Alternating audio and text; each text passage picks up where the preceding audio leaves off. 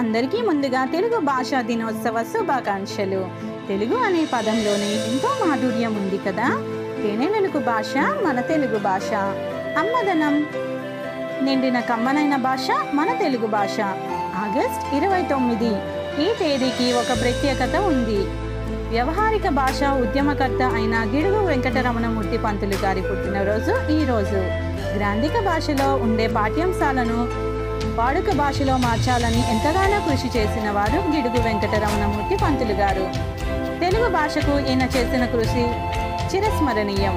ప్రతి విద్యార్థికి సులువైన పద్ధతిలో పాఠ్యాంశాలు ఉండాలని ఆలోచించి మన ఇంట్లో మాట్లాడే భాష, బడిలో మాట్లాడే భాష వేరువేరుగా ఎందుకు ఉండాలి అనుకొని వాడుక భాషలోనే పాఠ్యాంశాలు ఉండాలని ఉద్యమం చేశారు.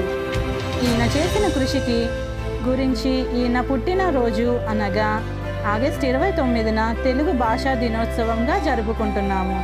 మనిషి పుట్టిన తర్వాత మొదటగా భాష నేర్చుకునేది అమ్మ ఒడిలోని, అదే మన మాతృభాష. ఈ సృష్టిలో ఎన్నో జీవరాశులు ఉన్నాయి, కానీ అందులో ఒక మానవుడికి మాత్రమే తమ మనసులోని భావోద్వేగాలను బయట పెట్టడానికి భాష అను ఆయుధం తోడ్పడుతుంది. ఈ భాష ద్వారా భావాలను వ్యక్తపరచగలం. ఎన్ని భాషలు ఉన్నా మన మాతృభాష యొక్క గొప్పదనం గురించి వేరేగా చెప్పాల్సిన అవసరం లేదు.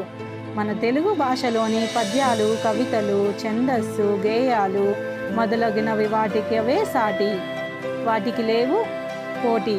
అందుకే అన్నారు శ్రీకృష్ణదేవరాయలు గారు, దేశ భాషలందు తెలుగు లెస్స అని.